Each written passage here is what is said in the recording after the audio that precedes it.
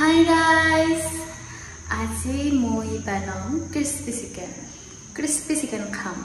খাব নেকি মন আছে খাবা যদি মন আছে বলক চিকেন লেগ পিস রাইস খাও লাগছে না নাই কব ও রাইস ডাইরেক্ট খানার পরে আরম্ভ করলু দিয়ক কি হানলু মই পাহেৰে গেলু নহয় ভিডিও কৰবা সেইকাৰণে মুখে দিয়ে কও দিয়ক না কি কয় বয়াছাটো নাপই দিয়ক বয়া তাতে মই দিছিলো জিৰাৰ গুড়া ধইনাৰ গুড়া আদা নহৰু পেষ্ট চিকেন মছলা এইখিনি দিছো দি মেৰিনেট কৰি থৈ দিছিলো আধা ঘণ্টাৰ কাৰণে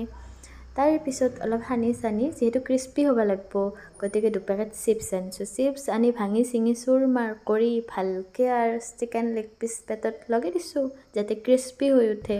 ক্ৰিস্পি হোৱাৰ কাৰণে আপুনি বেলেগো ব্যৱহাৰ কৰিব পাৰে কিন্তু মই আৰু এটা ভিডিঅ'ত পাইছিলো চিপছে দিও ক্ৰিস্পি কৰে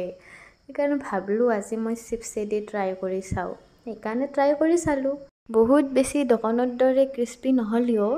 কিন্তু ক্ৰিস্পি হৈছিল খাবাৰ কিন্তু একদম মজা হৈছিল ৰাইস ৰিভিউ দিব ৰব লাষ্টত চাই থাককচোন তাৰ পিছত হেনেকা আমি এটা কৰাহি লৈ তাতে ৰিফাইন তেল ঢাললো তেল অলপ বেছিকে ঢালছো যাতে ক্রিস্পি চিকেন লেগ পিস পেট অলপ দুবু হৈ থাকে যাতে ভালকে ভাজা খায় তো এনেকে উল্টে বালতে ভাজি মিলি আমাৰ ক্ৰিস্পি চিকেন একদম ৰেডি হৈ গেল মাত্ৰ খাৱাহে কথা গাইস আমি ইমান এলেহুৱা জীৱ আমাক ভগৱান দুখন ভাত দিয়া সত্ত্বেও আমি বাহিৰৰ বস্তু খাই বেমাৰী হৈহে ভাল পাওঁ কি হ'ব বাৰু যি কি নহওক মোৰ হাতৰ ৰেচিপিৰ ৰিভিউ শুনক ৰিভিউ দিবই কেনে মজা পাৰিম না মই পাৰিবি বাই বাই ৰাইস